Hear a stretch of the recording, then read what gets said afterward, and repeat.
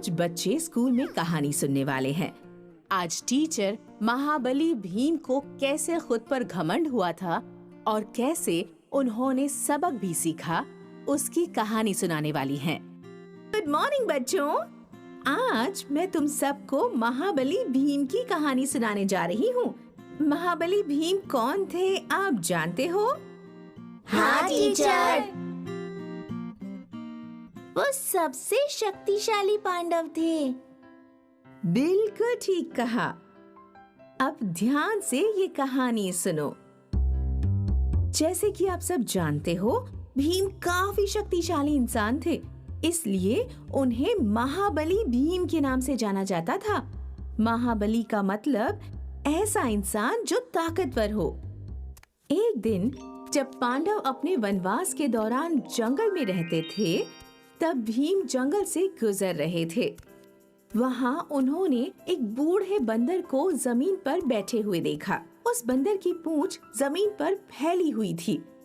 भीम ने उसे अपनी पूंछ रास्ते से हटाने के लिए कहा। भीम ने कहा, तुम यहाँ क्या कर रहे हो?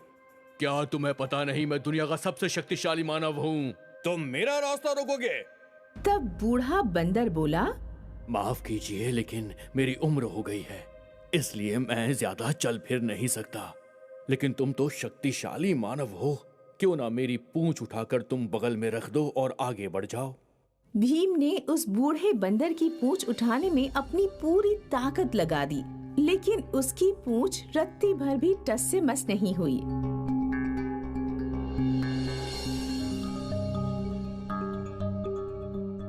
बहुत देर कोशिश करने के बाद भीम की समझ में आ गया कि ये कोई साधारण बंदर नहीं है। जरूर इस बंदर के पास कोई खास शक्ति है। भीम ने श्रद्धा पूर्वक हाथ जोड़े और बंदर से उसके असली रूप के बारे में पूछा। वो बोले, ए महान आत्मा, आप निश्चित ही कोई साधारण बंदर नहीं हैं। कृपया मुझे अपनी पहचान बताइए। और उसी समय बंदर अपने असली रूप में आ गया। वो कोई और नहीं, खुद बजरंग बली थे।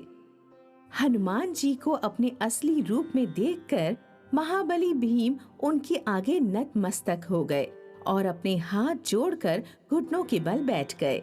हनुमान जी ने कहा, महाबली भीम, मुझे खेद है मैंने तुम्हारे साथ ऐसा किया, पर मैंने देखा कि तुम्हें अपनी शक्ति पर घमंड हो गया था।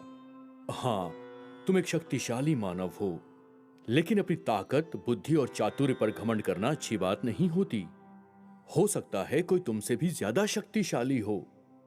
अपने घुटनों के बल बैठे महाबली भीम बोले, हे भगवान, मैं ये बात हमेशा याद रखूंगा।